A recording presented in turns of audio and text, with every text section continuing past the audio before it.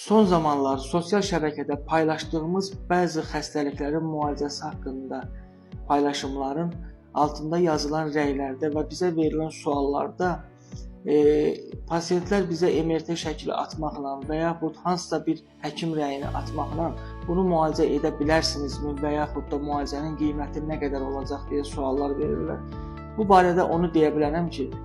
o MRT rəylərində müəyyən hallarda səhvlərə rast gələ bilərik. Və biz pasiyentin MRT-sini müayinə etmədən, incələmədən, pasiyenti görmədən və ən əsası pasiyenti obyektiv müayinə etmədən onun müalicəsi haqqında və müalicənin neçəyə başa gələcəyi haqqında dəqiq və dolğun bir fikir deyə bilmərik.